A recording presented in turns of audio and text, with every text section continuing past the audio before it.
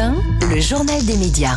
Alors tout d'abord, on a appris que la première dame de France, Brigitte Macron, allait faire l'objet d'une série. De quoi s'agit-il, Julien ? Alors c'est Gaumont qui prépare cette série événement qui va s'appeler Brigitte, une femme libre. Il y aura 6 épisodes de 45 minutes, 6 épisodes qui retraceront, je cite les auteurs Bénédicte Charles et Olivier Pouponneau, la trajectoire romanesque de l'épouse du président.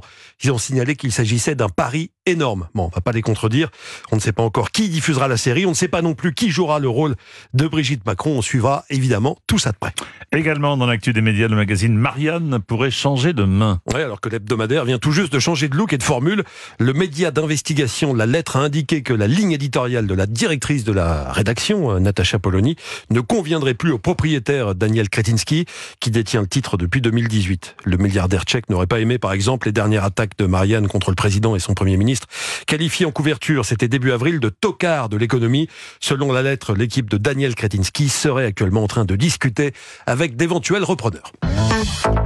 Une info sport maintenant avec une nouvelle recrue pour M6 en vue du prochain Euro qui commencera le 14 juin. Oui, Smaïl, le 18 c'est autre chose. Smaïl, oui, c'est l'appel du 18 juin et l'Euro commence le 14 juin. Smaïl Bouabdella, ancienne figure de beIN Sport qui commente actuellement les matchs de la Ligue 1 sur Prime Video, sera sur M6 pour l'Euro. Alors il commentera pas les matchs, c'est Xavier Domergue et Christophe Dugarry qui s'en chargeront. Il animera le magazine 100% Euro avant et après les rencontres. Je rappelle pour ceux qui n'ont rien suivi ces dernières semaines, ces derniers mois, qu'M6 diffusera 13 matchs de cet Euro 2024, dont la finale, bien sûr. Nous sommes à 100 jours du coup d'envoi des JO de Paris. À cette occasion, le journal d'équipe propose un numéro exceptionnel. Un gros numéro. Si vous allez acheter l'équipe aujourd'hui, c'est chez votre marchand de journaux. Prenez un caddie parce que le journal est énorme.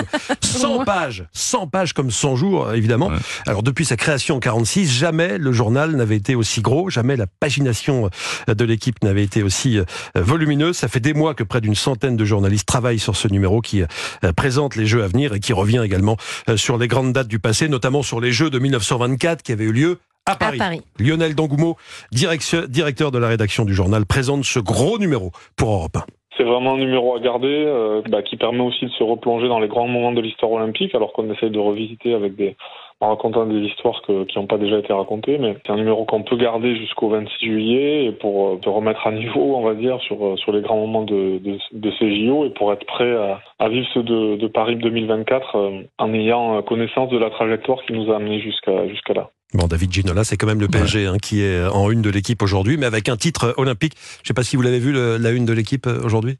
On en a parlé tout à l'heure. Ouais. Alors non, ça c'est dans le journal, c'est pas la une, sacrée soirée. C'est dans le journal. Si on dit que c'est la une, c'est la une.